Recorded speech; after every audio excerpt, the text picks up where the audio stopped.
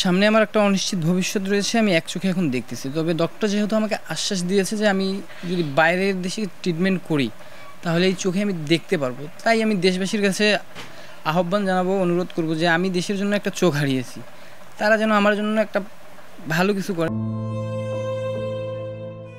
বৈষম্য বিরোধী ছাত্র আন্দোলনে গুলিবিদ্ধ হয়ে বাচক হারাতে বসেছেন সজীব ইসলাম নামে এক আন্দোলনকারী। অভাবী বাবা মার পক্ষে উন্নত চিকিৎসা করানো সম্ভব না হলেও স্থানীয় স্বজনদের সহযোগিতায় প্রায় লাখ টাকা খরচ করে ঢাকার ইস্পাহানি ইসলামিয়া চক্ষু হাসপাতাল সহ বেশ কিছু হাসপাতালে চিকিৎসা দিয়েছেন। বুক ভরা সাহস আর প্রবল মানসিক শক্তি থাকলেও দৃষ্টি ফেরা নিয়ে উৎকণ্ঠায় দিন পার করছেন সজীব। আবারও দুচোখের দৃষ্টি ফিরে পেতে চান সজীব। এখনো অনাগত সুন্দর ভবিষ্যতের স্বপ্ন তার। অর্ধেক পাউডারে দ্বিগুণ উজ্জ্বলতা, নতুন রিন অ্যাডভান্সড অর্ধেক পাউডারে দ্বিগুণ উজ্জ্বলতা। পুলিশ যখন ছাত্রদের উপর আক্রমণ করে, এটা দেখে আমি চুপ থাকতে পারি না, কারণ আমিও একজন ছাত্র। সে পর্যায়ে আমি একসময় মিছিলের সামনে, মানে সংঘর্ষের সামনে চলে যাই, সবার সামনে। সবাই আমার পিছনে ছিল। প্রায় আনুমানিক 12:30টার দিকে আমার শরীরে এসে একটা রাবার বুলেট ফেটে তার 4টে শীষে আমার শরীরে ঢুকে, তার মধ্যে 2টা আমার চোখের মধ্যে ঢুকে, যেখানে চোখের দৃষ্টি আমি একবারে হারিয়ে ফেলেছি একটা চোখের। তার মধ্যে আর একটা শীষে আমার বুকের মধ্যে ঢুকে, আর একটা আমার গলায়।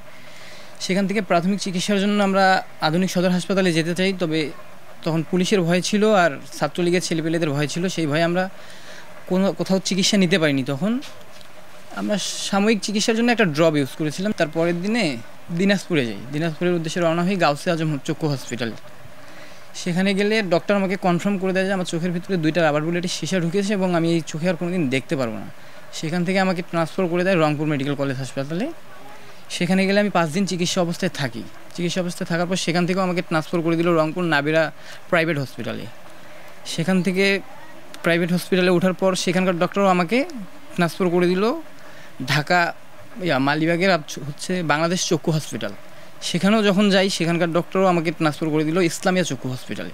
এবং সেখানে 4 দিন থাকার পর আমার চোখে একটা অপারেশন করা হয়, যার মধ্যে অপারেশনটা করার পর আমার চোখের মধ্যে 12টা সেলাই দেওয়া হয়েছে।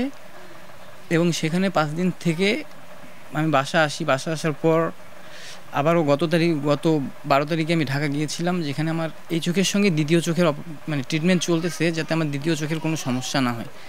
তবে ডক্টর বলছে যে এই চোখে কোনো দিন দেখতে পারবো না, সেটা যদি বাংলাদেশে ট্রিটমেন্ট চলে। আর যদি বাইরে থেকে ভালো উন্নত কোনো ট্রিটমেন্ট নেওয়া হয় তাহলে হয়তো দেখার কোনো আশ্বাস আছে। ছেলের এই করুণ অবস্থায় হতাশ তার পরিবার। 18 তারিখে আন্দোলনে যায় আমার ছেলের একটা চোখ দৃষ্টি হারিয়ে গেছে। এখন আমাদের কাছে তো, আমরা তো গরিব, আমাদের কাছে তো টাকা পয়সা কোনোই নেই। মানুষের কাছে ঋণ ধাক্কা করি আমরা চিকিৎসা করতেছি। আপনাদের কাছে একটু সহযোগিতা চাই, যাতে আমার ছেলেটার একটা চোখ নষ্ট হয়ে গেছে, কিন্তু এটা দিয়ে আর দেখতে পারবে না। এখন এই চোখটা যাতে বেঁচে থাকে, ডাক্তার এই কথাই বলছে। ডাক্তার এখন এটা আশা বাদ দিয়ে এখন এইটাকে ঠিক করার জন্য চেষ্টা করতেছে, যাতে এই চোখের সমস্যাটা এই চোখে না আসে, কারণ ছেলের বয়স খুব কম। এখন বহু টাকা পয়সা আমাদের গেল, গরিব মানুষ, আমরা কই পাবো টাকা? আমরা, আমার বেটা তো হকার, আমরা তো গরিব মানুষ, আমরা নিজে খাইতে পারছি না। আর ছেলের খাওয়াবো কি, আর আমরা খাবো, চিকিৎসা করবো কি? নীলফামারী সদরের সরকারপাড়া এলাকার রবিউল ইসলাম ও রাজিফা বেগমের 3 সন্তানের মধ্যে সবার বড় সজীব।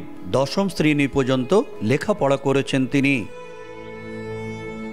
শাকির হোসেন বাদল, সময় সংবাদ, নীলফামারী।